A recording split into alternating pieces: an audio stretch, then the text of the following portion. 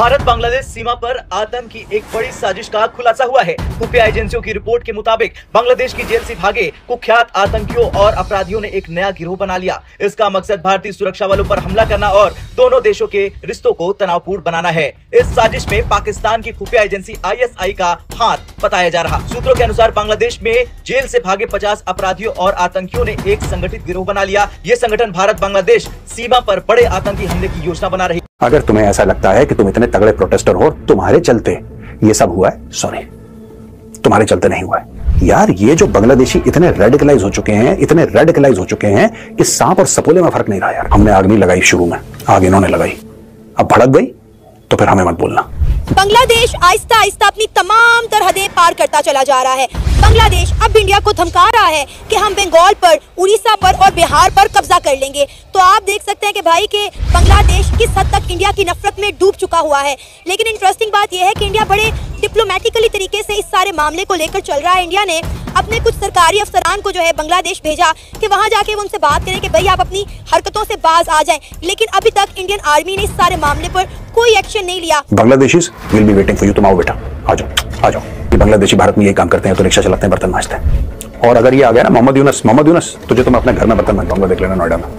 इन आतंकियों को पाकिस्तान से भेजे गए हथियार मिले हैं जो बांग्लादेश को सहायता के नाम पर दिए गए। अब इन्हीं हथियारों का इस्तेमाल भारतीय सुरक्षा बलों पर हमला करने के लिए किया जाएगा। पाकिस्तान ने 53 साल बाद बांग्लादेश को जहाजों और कंटेनरों के जरिए हथियार भेजे। अब इन हथियारों का इस्तेमाल भारत के खिलाफ किया जाएगा। इस साजिश में पाकिस्तान की खुफिया एजेंसी ISI की सीधी भूमिका है। रिपोर्ट्स के मुताबिक ISI इन नए आतंकी संगठन को न केवल हथियार दे रही बल्कि पैसों की भी सप्लाई कर रही। खुफिया दस्तावेजों ने एक और चौंकाने वाला खुलासा किया। बांग्लादेश की अंतरिम सरकार के 3 प्रभावशाली सलाहकार इस आतंकी साजिश के समर्थक बताए। जैन दोस्तों, अभी बहुत हुआ, बस कर देना चाहिए भाई। जिस तरह से पाकिस्तान पर सर्जिकल स्ट्राइक की थी उसके बाद पाकिस्तान थोड़ा शांत हुआ था। बांग्लादेश की भी जो है गर्मी शांत कर देनी चाहिए। यानी कि जो उफल रहे हैं ना ये भाई, मैं आज बात कहूंगा, ये बांग्लादेश के लिए हो, पाकिस्तान के लिए हो, किसी के लिए हो, अगर सपोले को दूध पिलाओगे तो सांप बन के डसेगा। और पाकिस्तान और ये ऐसी बांग्लादेश है ना, इनको हमें भिखारी समझ के सीरियस लेना छोड़ दिया था ना, लेना चाहिए। क्योंकि सांप के छोटे सपोले में ज्यादा जहर है सांप से। जो अभी बांग्लादेश की जेलों में थे ना, उनको एक टेररिस्ट के रूप में यूज कर रहा है बांग्लादेश। आप लोग वीडियो देखिए, उसके बाद बात करते हैं। देखिए, अगर आपने तरीफे तुरफे करवानी है तो मैं कह देता हूँ कि पाकिस्तान बहुत आगे जा रहा है। हाँ, लेकिन अगर आप ग्राउंड रियलिटी की बात करें तो ग्राउंड रियलिटी ये है कि हम इकोनॉमिकली जो है वो कहीं करीब भी नहीं आते उनके। आप ये देखें कि वो 2025 के एंड तक जो है वो खबरें आ रही है वो चौथी लार्जेस्ट इकोनॉमी बन जाएंगे। ठीक है, और हमें क्या टेंशन है कि अगले 4 महीने में डिफॉल्ट ना कर जाए। हकीकत है वो ये है कि ना तो बांग्लादेश और ना पाकिस्तान दोनों मिलकर भी इकोनॉमिकली जो है ना वो नहीं पहुंच सकते इंडिया तक। आज की तारीख में दोस्तों, हमने 55 जाने दी उस मुल्क को आजाद कराने के लिए, पता है आपको।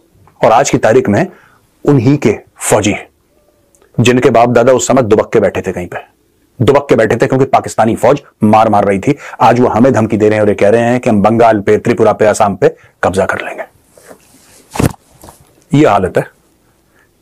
एहसान फरामोश जिसको कहते हैं ना, एक बार दोस्तों ये बात ध्यान रखना मेरी, जिसको एक बार हराम के खाने की आदत लग गई भाई, वो मेहनत करके नहीं खा सकता। और इनको हराम की आदत लग गई है। आज की तारीख में बड़ा ये लोग ना रो रहे हैं, बड़ा रो रहे हैं यार। हमारी टेक्सटाइल की इंडस्ट्री जो है वो खत्म हो रही है। मुझे एक बात समझ में नहीं आती दोस्तों, 5 अगस्त 2024 यानी इसी साल की 5 अगस्त को शेख हसीना का तख्ता पलट हो गया। उसके पहले काफी सारे प्रोटेस्ट्स हुए बांग्लादेश में कि ये नहीं चलेगा, वो नहीं चलेगा, इसको निकालो, ये करो, वो करो, बहुत बुरी औरत है, डिक्टेटर है। उसको 5 अगस्त को निकाल दिया। और मेरा यह मानना था कि जो मेन प्रॉब्लम थी, यानी कि उनके हिसाब से शेख हसीना 5 अगस्त को चली गई, 6 अगस्त से चीजों को नॉर्मल हो जाना चाहिए था। आज हम लोग 10 दिसंबर पे बैठे, 4 महीने से ज्यादा हो गए, अभी तक चीजें नॉर्मल नहीं हुई। क्योंकि इन लोगों को, जैसा मैंने बोला, हराम खाने की आदत है। अब आप बोलेंगे मेजर साहब इसमें हराम खाने का क्या लॉजिक है भाई? What is this got to do with हराम खाना? क्योंकि दोस्तों ये काम नहीं करना चाहते। शेख हसीना की सबसे बड़ी गलती थी, उसने बांग्लादेशियों को बोला कि तुम काम करो। ये आलसी लोग हैं, ये प्रोटेस्ट करना चाहते हैं। कल शेख हसीना थी, आज कोई और बहाना है, लेकिन आज भी बांग्लादेश में आग लगी है और सब मिलकर प्रोटेस्ट कर रहे हैं। तो इस तरह के मसाइल, भारत भी परेशान है इस वजह से कि उनका एक एलाय जो बशारुल असद उनका एक एलाय था, he has gone, he has left, he has gone to Russia। ये उसका था। 2 चीजें थी, एक थर्मल प्लांट का था उनका, दूसरा इंडियन कंपनीज वहां से तेल का कारोबार कर रही थी, और दूसरा Bashar al Assad was supporting India's point of view regarding to the Kashmir.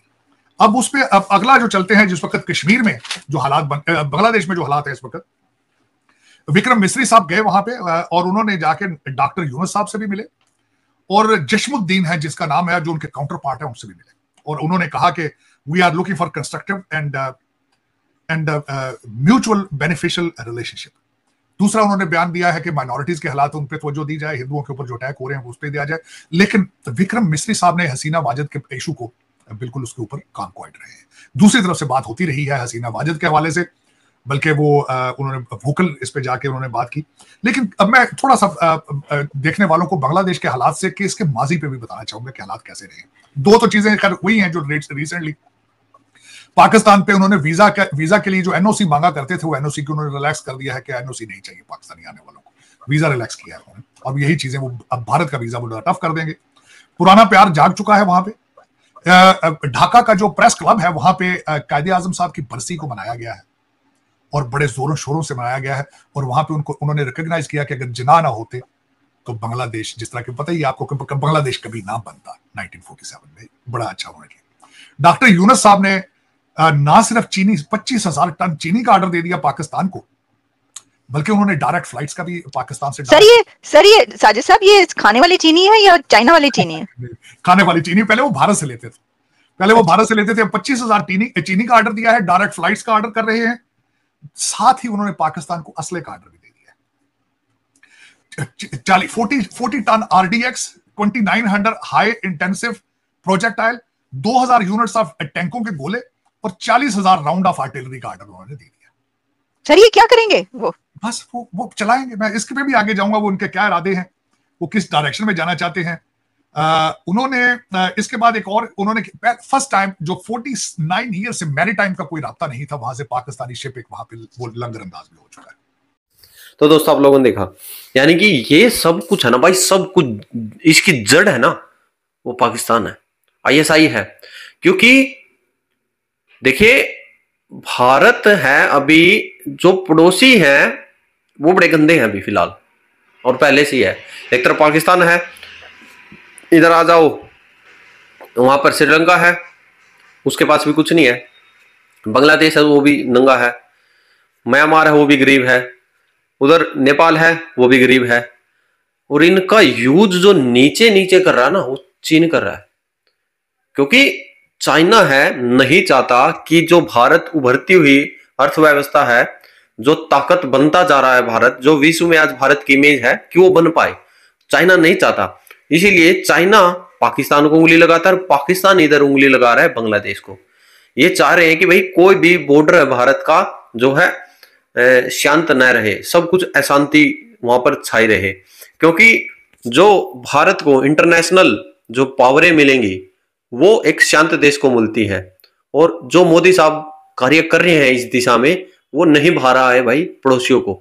इसीलिए इनको चुल मची हुई है, और इलाज इनका कर देना चाहिए भाई, बहुत हो चुका है अभी, और इंतजार नहीं। मोदी साहब जल्द से जल्द एक्शन लीजिए इन पर, और सांप को तो मारो, साथ में उसकी मां को भी मार दो, ताकि और बच्चे अंडे न दे सके। आपकी क्या राय जरूर है। जय हिंद, जय भारत, जय श्री राम।